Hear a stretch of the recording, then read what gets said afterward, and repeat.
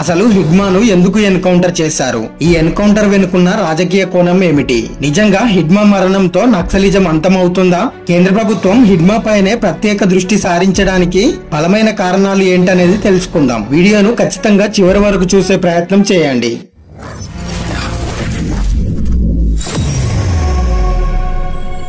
ఒక విధంగా చెప్పాలంటే వేలాది మంది ఆదివాసీ యువత హిడ్మా యొక్క ప్రలోభాలకు ఆకర్షితులై నక్సలిజం వైపుకు అడుగులు వేశారు. ముఖ్యంగా సుక్మా బీజాపూర్ జిల్లాలో హిడ్మా కనుసైగల్లో ఉండేవంటే అతని ప్రాబల్యం ఎంతలా ఉండేదో అర్థం చేసుకోవచ్చు. ఛత్తీస్గఢ్ తో పాటు కేంద్ర ప్రభుత్వం హిడ్మాను టార్గెట్ చేయడానికి మొదటి రీజన్ అతడు బలగాలపై మరియు రాజకీయ నాయకులపై జరిపిన బాంబు దాడుల్లో వందలాది సిఆర్పిఎఫ్ డిఆర్జీలతో పాటు రాజకీయ నాయకులు ఉన్నారు. ఇక రెండవ రీజన్ నక్సల్ రిక్రూట్మెంట్. ప్రస్తుతం మావోయిస్టుల్లో 70% ఆదివాసీలే ఉన్నారు. గడిచిన దశాబ్ద కాలంలో ఇంతలా నక్సల్ రిక్రూట్ జరగడానికి హిడ్మానే ప్రధాన కారణం. ఈ రెండు కారణాలే హిడ్మా ప్రాణాలు తీసేలా చేశాయి. హిడ్మా కనుసైగల్లో జరిగిన దాడుల్లో ఎంతో మంది సిఆర్పిఎఫ్ డిఆర్జీలు చనిపోయారు. అందుకే ప్రభుత్వం హిడ్మాపై ప్రతీకార చర్యకు దిగింది.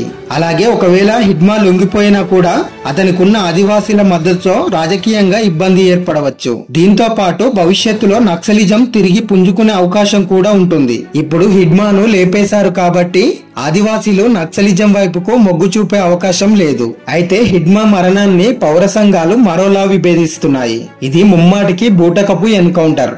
లొంగిపోవడానికి విజయవాడకు వచ్చిన హిడ్మాను చిత్రహింసలు పెట్టి మారేడుమిల్లి అడవుల్లోకి తీసుకెళ్లి ప్రాణాలు తీసేయరని విమర్శిస్తున్నారు.